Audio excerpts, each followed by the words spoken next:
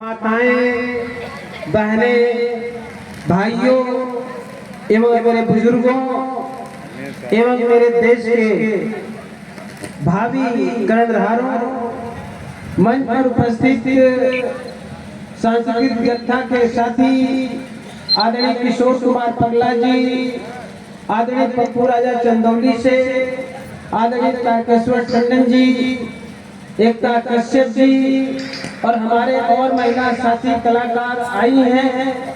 हमारे तक नाम नहीं पहुंच पाया है।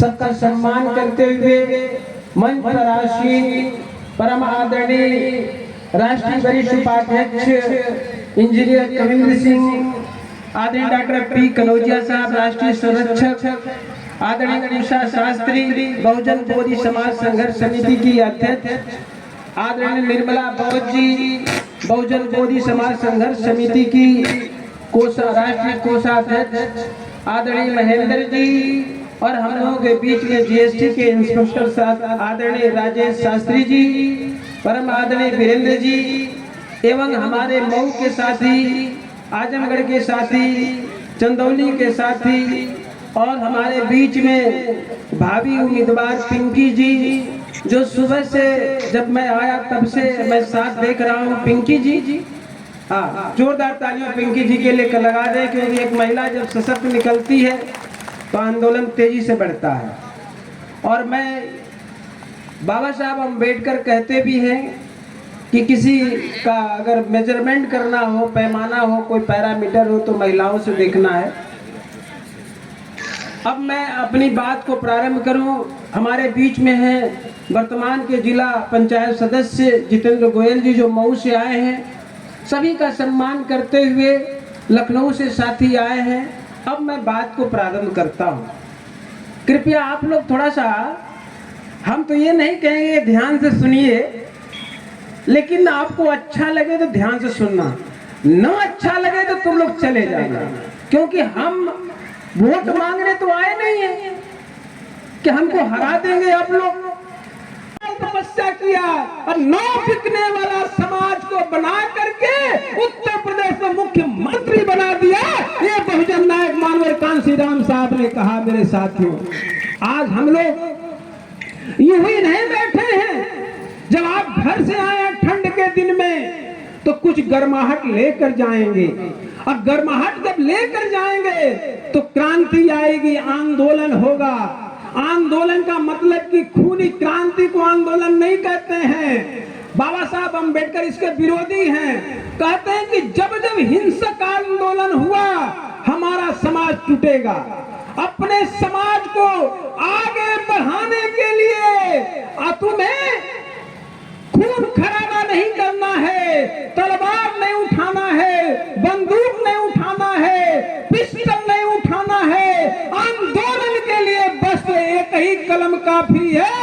कलम उठाओ और आंदोलन को चलाए, कलम की क्रांति कर दो और देश का हुक्मरान बन जाओ। मेरे साथियों, जहां की क्रांति देखो, जहां की खूनी क्रांति हुई है, मैं करोड़ों बेटों को मरने नहीं दूंगा। और बाबा साहब अम्बेडकर हम लोगों के लिए लंदन चले गए। तो आज हम लोग जिसके लाश पर खड़े हैं, क्या इतना एहसान प्रधान होते हैं, जिला पंचायत सदस्य होते हैं, जिसके वजह से हम नौकरी पाते हैं, लेकिन हम लोग वैष्णो देवी में चले जाते हैं, हम लोग शिव चर्चा में चले जाते हैं, हनुमान चर्चा में चले जाते हैं। तुम कहीं मत जाओ, अंबेडकर को भी मत मानो। तुम्हारा मन करता है तो मानना, ना मन करता हो मत मानना, लेकिन गलत दिशा में तो मत जाओ, गलत दिशा में तो मत भटको। तो मेरी माताएं बहनें, आपसे मेरा हाथ जोड़ के गुजारिश है, तुम अंबेडकर को मत मानो, लेकिन कम से कम जो तुम्हारे पग पग पर कांटा बोया है, तुम्हें शिक्षा का अधिकार नहीं दिया है, उन देवी देवताओं को तो मत मानो। अरे अगर मानने का मन हो, और जो आदमी साड़ी पहनने का, ब्लाउज पहनने का, सुनने का, नहीं दे कुर्सी नसीब न होती, आज जितने सम्मान के साथ बैठी हैं, आप जितने सम्मान के साथ जी रहे हैं, ये नसीब न होता। सुनने पर कान में रांगा पिला दिया जाता था। हम किस महापुरुष का एहसान भूल रहे हैं। इसलिए मेरे साथियों, यदि आप अभी विकास दिव्य कीर्ति का पढ़े लिखे लोग नाम सुना होगा, तो अपने IAS IPS जो बनता है उसमें महिला लड़कियां थीं, उनको बोलते हुए दिव्या विकास दिव्य कीर्ति ने कहा दिल्ली में, उसने कहा कि बाबा साहब अम्बेडकर का एहसान मानो, बाबा साहब अम्बेडकर का एहसान मानो कि तुम्हें संपत्ति रहने का अधिकार दे दिया। बाबा साहब अम्बेडकर को एहसान मानो कि तुम्हें अच्छा पति चुनने का अधिकार दिया, नहीं तो लांगड़ लुल्ला कोढ़ी से बांध दिया जाता था और एक पति 50 पत्नियां रखे तुम दासी बनकर रहती थी। लेकिन वो भी बाबा साहब अम्बेडकर ने छुड़ा दिया।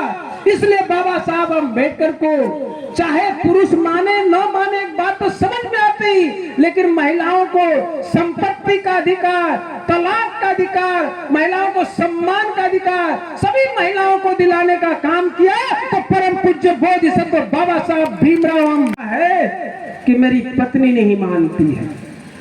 और जो लोग लड़के नौजवान है, उसकी जब तमन्ना झूठी होती है तो कहता है मेरे मम्मी पापा नहीं मानते।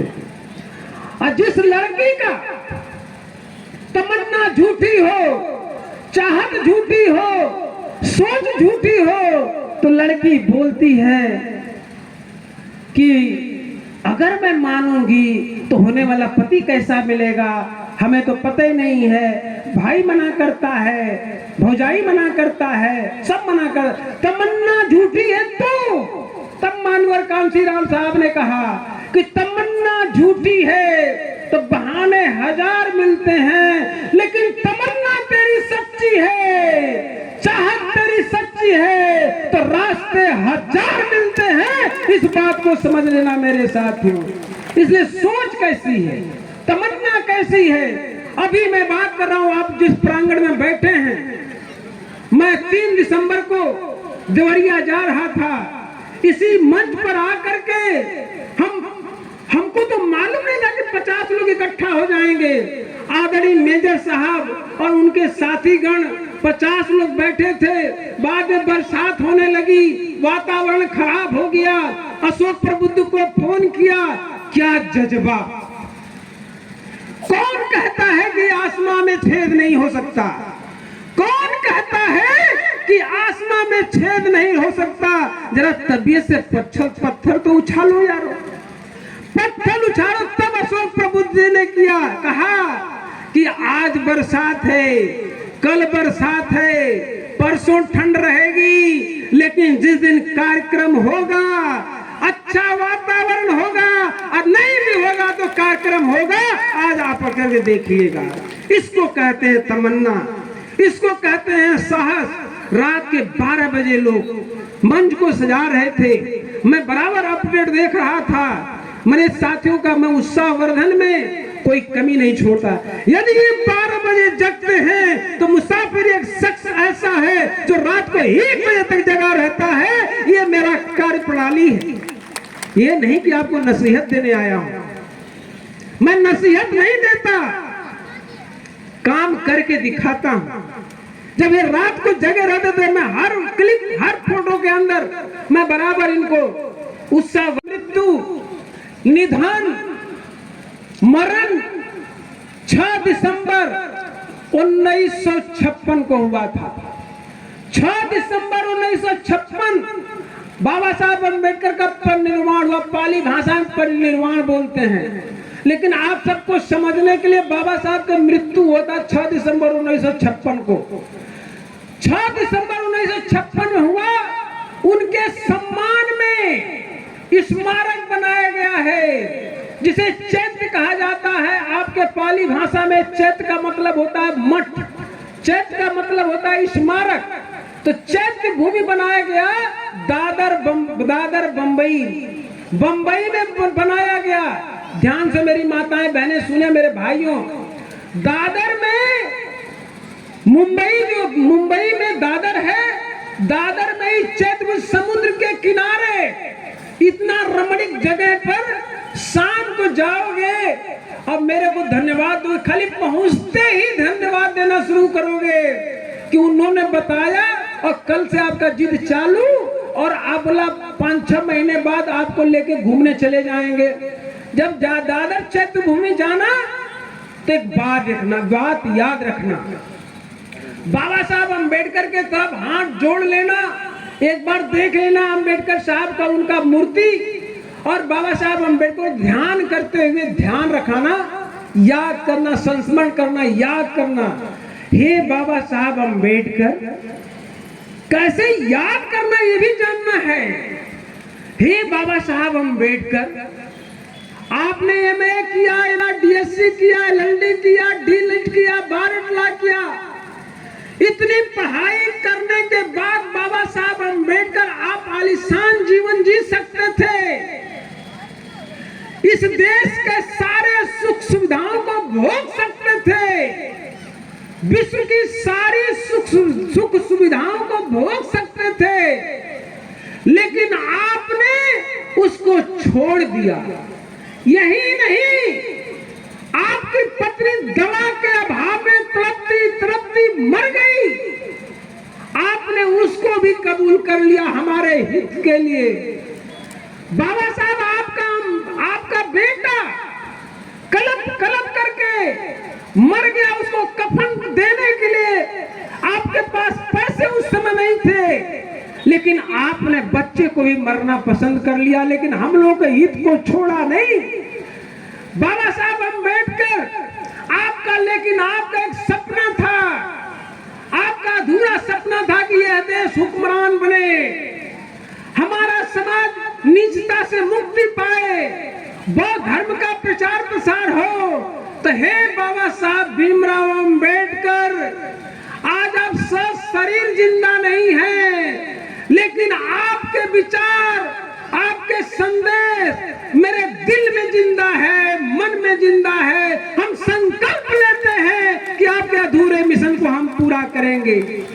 ये तो करना पड़ेगा, ये तो करना पड़ेगा, संकल्प लेना पड़ेगा कि बाबा साहब का मिशन अधूरा हम सब मिलके करेंगे पूरा।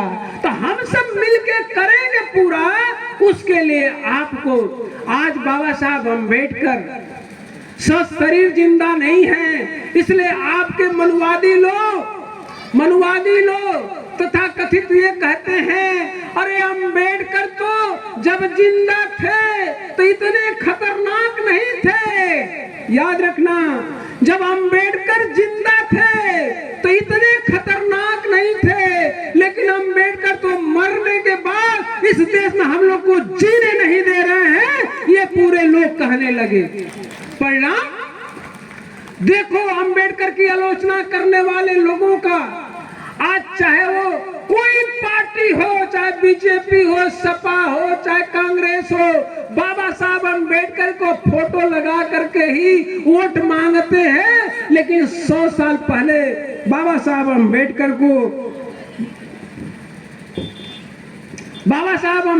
को वो लोग नहीं मानता था।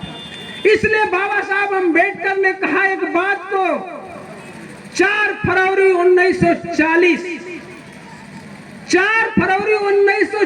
का दिन याद रखना। बाबा साहब अंबेडकर ने कहा, आज हम लोग ऐसा जो जीवन जी रहे हैं तो बाबा साहब अंबेडकर की मेहरबानी। अब मेहरबानी ऐसे नहीं